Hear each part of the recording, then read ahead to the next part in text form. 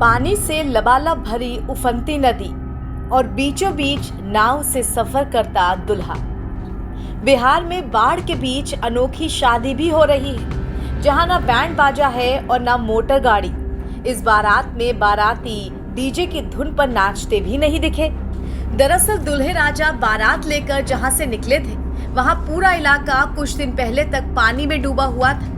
इसीलिए दूल्हे राजा बिना किसी गाड़ी और मोटर के बारात लेकर आए थे और नाव पर ही अपनी दुल्हनिया को लेकर विदा हो गए।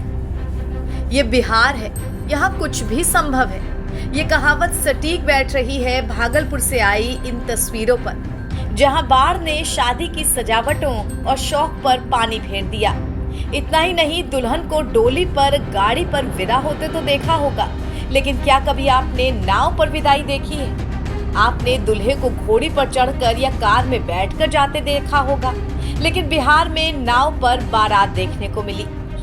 दुल्हन को विदा कर दूल्हा अपने चंद मेहमानजनों के साथ नाव पर वापस गया।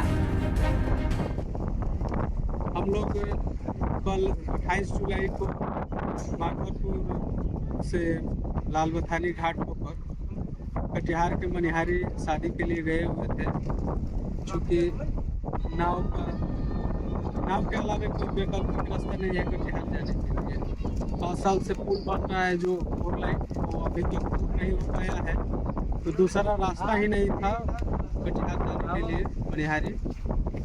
और नाव के सहारे ही सारा सामान भी लाया गया और रात के साथ साथ हम लोग जो कार्यक्रम है शादी का सभी पूर्ण किए। मेरा नाम कुमार, 35 रहने वाले हैं।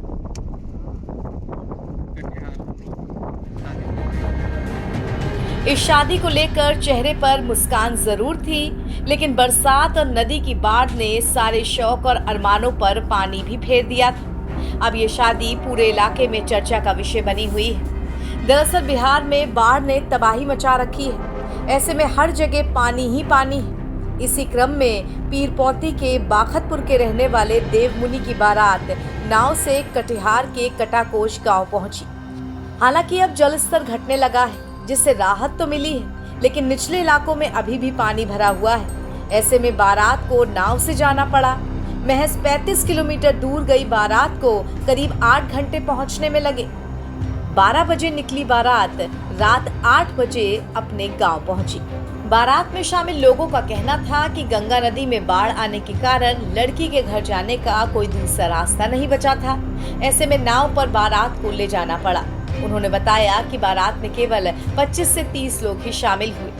बिहार में गंगा और कोसी नदी कुछ स्थानों पर खतरे के निशान से ऊपर बह रही है। साथ ही कई जिलों में निचले इलाकों में बाढ़ का पानी अब गाँव में घुसने लगा है। ये शादी 1 महीने पहले निर्धारित थी, लेकिन इसी बीच गंगा नदी में भीषण बाढ़ आ गई और फिर दुल्हनिया को लेने के लिए दूल्हे को बारातियों संग नाव पर आना पड़ा। NBT ऑनलाइन की रिपोर्ट।